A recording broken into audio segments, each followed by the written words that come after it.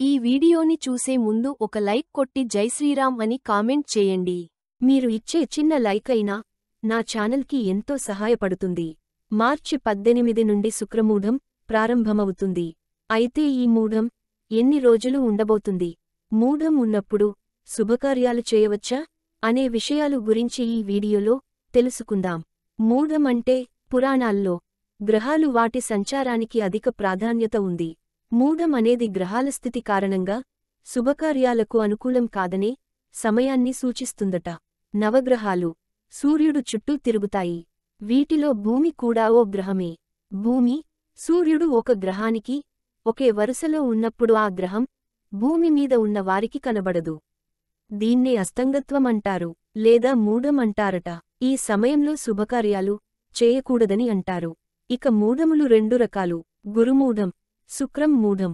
గ్రహాలకు రాజు సూర్యుడు. సూర్యుడికి అత్యంత సమీపంలోని ఏ గ్రహమైన వస్తే ఆ గ్రహం తన శక్తిని కోల్పోయి బలహీనమవుతుంది. అలా గురుగ్రహం సూర్యునికి దగ్గరగా వచ్చినప్పుడు గురుమూఢం, శుక్రుడు సూర్యుడికి దగ్గరగా వచ్చినప్పుడు శుక్రమూఢం వస్తుంటాయి. ఆ సమయంలో అవి బలహీనంగా మారిపోతాయి. అందుకే గురు, శుక్రగ్రహాలు సూర్యుడికి అత్యంత దగ్గరగా ఉన్నప్పుడు మూఢాలుగా పరిగణించి ఆ రోజుల్లో ఎలాంటి పనులు చేయకూడదని చెబుతారు. ఎందుకంటే ఏ శుభకార్యానికి అయినా గురు శుక్ర గ్రహాల బలమే ప్రధానం అంటారు. ఈ రెండు గ్రహాలు బలహీనంగా ఉన్నప్పుడు ఏం చేసినా కలిసి రాదని పండితులు చెబుతారు. సంస్కృతంలో మూఢమి అంటే చీకటి అని అర్థం. గ్రహాలు బృహస్పతి లేదా గురువు మరియు శుక్రుడు సూర్యునికి దగ్గరగా ఉన్నప్పుడు మూఢం వస్తుంది. సూర్యుడికి దగ్గరగా ఉన్న గ్రహం దాని మూఢం శక్తిని కోల్పోతుంది. గ్రహాలు చలన సమయంలో చీకటి ఏర్పడుతుంది. శ్రీక్రోధి నామ సంవత్సర శుక్రం మూఢం మార్చి 18, 2025 ప్రారంభమై మార్చి 28, 2025 వరకు ఉంటుంది. సుమారు 11 రోజుల పాటు ఏర్పడబోతోంది.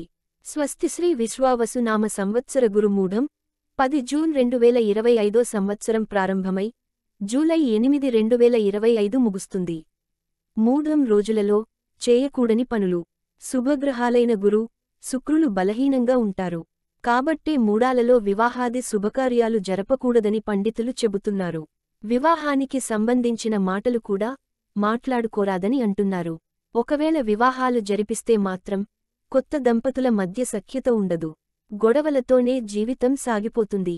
ఎప్పటికైనా సరే విడిపోయి అవకాశాలు ఉంటాయి. లగ్న పత్రిక రాసుకోకూడదని చాలామంది లగ్నం పత్రికలను మూఢంకి ముందేగానే రాసుకుంటారు. కాని ఈ సమయంలో మాత్రం లగ్న పత్రికలు జోలికి వెళ్లకూడదు. పుట్టు వెంట్రుకలు తీయించడం. ఈ సమయంలో పుట్టు వెంట్రుకల తీస్తే పిల్లలకు అనారోగ్య సమస్యలు ఏర్పడతాయి. గృహ శంకుస్థాపనలు, గృహప్రవేశం వంటి పనులు చేయకూడదని, అలాగే ఇల్లు మారడం వంటివి కూడా చేయకూడదని అంటున్నారు. ఈ మూఢం రోజులలో దేవుని మొక్కలు కూడా తీర్చకూడదు. అలాగే దేవునికి వ్రతాలు నిర్వహించకూడదు. ఇంట్లో ఉన్న బంగారాన్ని తాకట్టు పెట్టకూడదు. అలా చేస్తే మీ ఇంట్లో ఉన్న లక్ష్మీదేవి బయటకు వెళ్ళిపోతుంది. ఉపనయనాలు చేయకూడదు. అలాగే యజ్ఞాలు గాని విగ్రహ ప్రతిష్టలు చేయకూడదు. అంగరంగ వైభవంగా పుట్టిన రోజులు చేయకూడదు. చెరువులు తవ్వకూడదు. మూఢంలో ఏమి చేయొచ్చు? ఈ రోజుల్లో కొన్ని పనులు చేయవచ్చట. అవేంటంటే అన్నప్రాసన, ప్రయాణాలు చేయవచ్చని పండితులు చెబుతున్నారు. ఇంటి రిపేర్లు చేసుకోవడం, భూములు కొనడం, అమ్మడం, అగ్రిమెంట్లు చేసుకోవడం వంటి పనులు కూడా చేయొచ్చు అని అంటున్నారు. పుణ్యక్షేత్రాలకు వెళ్లవచ్చు. దేవాలయంలో అన్నదానాలు, దైవ కార్యాలను నిర్వహించవచ్చు. శ్రీమంతం ఉత్సవాలు జరుపుకోవచ్చు. నవగ్రహ శాంతులు, అలాగే హోమాలు చేయించుకోవచ్చు. నూతన ఉద్యోగాల్లో చేరడం, విదేశాల్లో ఉద్యోగం కోసం వెళ్లడం, నూతన వాహనాలు కొనుగోలు చేయడం, నూతన వస్త్రాలు కొనుక్కోవడం వంటివి చేయొచ్చు అని చెబుతున్నారు. గర్భిణీ స్త్రీలు, అలాగే బాలింతలు ఈ మూఢం సమయంలో ప్రయాణాలు చేయకూడదు. ఒకవేళ ప్రయాణం చేయాల్సి వస్తే అశ్విని నక్షత్రం అలాగే రేవతి నక్షత్రాలలో ప్రయాణాలు చేయాలి. కాబట్టి మూఢం సమయాలలో జాగ్రత్తలు పాటిస్తే చాలా మంచిది. మా ఈ వీడియో మీకు నచ్చినట్లయితే ఒక లైక్ కొట్టి మీ ఫ్రెండ్స్ అండ్ ఫ్యామిలీ మెంబర్షిప్కి షేర్ చేయండి. అలాగే నా ఛానల్ని సబ్స్క్రైబ్ చేసుకోండి.